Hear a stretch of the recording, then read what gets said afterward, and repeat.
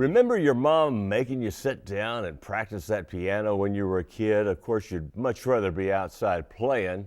Well, these days, maybe those piano practice days bring back warm memories. You can't bring back the days, but you can bring back the piano with the help of Grant Houston from Dyersburg. As Rob Wiles discovered, Grant's dedicating his time and efforts to bringing back well-worn pianos for new music.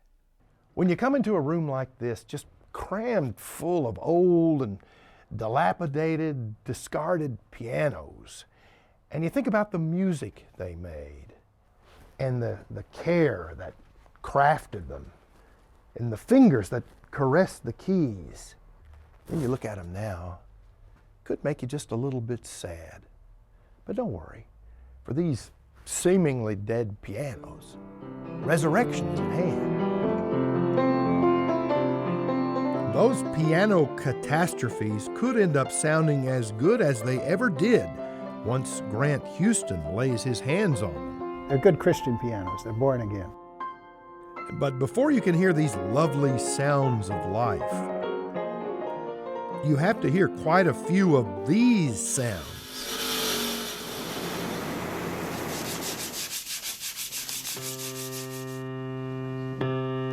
Now, these are the sounds Grant Houston has dealt with for quite a long time, since he first came to Nashville, planning to be, well, what else? A country star. I had a suitcase full of songs and a guitar in the other hand, and found out there was a little competition for that position. Of course, Grant had to eat while he waited for stardom to find him, and that led him to a job in a piano store. I was, pushing brooms around in that place. I was the low man on the totem pole, and was asked if I wanted to learn to tune. And I said, why, sure. It was like a duck hitting water. It was very easy for me. Good thing, since Grant has been a piano tuner for more than 30 years. Recently, he decided to open a facility in Dyersburg and take on pianos that needed more than tuning, a lot more. A lot of the pianos we have are right rough when we get them, but we try to save what is there. So you in this case, yeah, it's been preserved so it won't degrade any further. And we managed to bridge that gap. A lot of time parts are missing. The lid on a piano will be missing, for example, and we wind up replicating that particular part, usually to a degree that when the piano is done, people will be unaware that that's not the original part. We completely disassemble the piano and rebuild the piano from the soundboard up, from the very heart of the piano. The restoration begins there, and we work our way out and reassemble the piano as we go.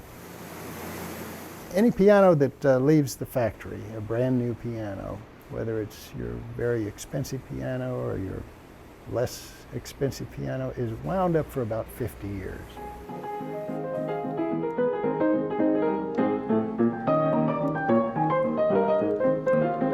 Grant has his Dyersburg facility as well as a couple of retail locations like this one in Nashville, where his finished works are sold with lots of new parts, even new systems, like player pianos now run not on piano rolls, but on iPods. But for many of the people who own the pianos he resurrects, it isn't really the new things Grant and his team put into the pianos that are important, but the old things they bring out of them. Traditionally, it's the third largest check a person writes in their life. And it's really a more intimate purchase than either the house or the car. A house you're going to live in for a while, maybe it's seen as an investment. A car you're going to drive for 8 or 10 years and get another one. When you buy the piano, you kind of have an idea that your children, your grandchildren are going to play tug of war over who gets the piano. They become heirlooms by merit of the story attached to it. This was Grandpa Joe's piano, or this was Aunt Millie's piano. So the personality of the people that spent time playing that piano tends to go into the piano. So when someone has an heirloom piano restored, they're really trying to hold together a bit of their family's history.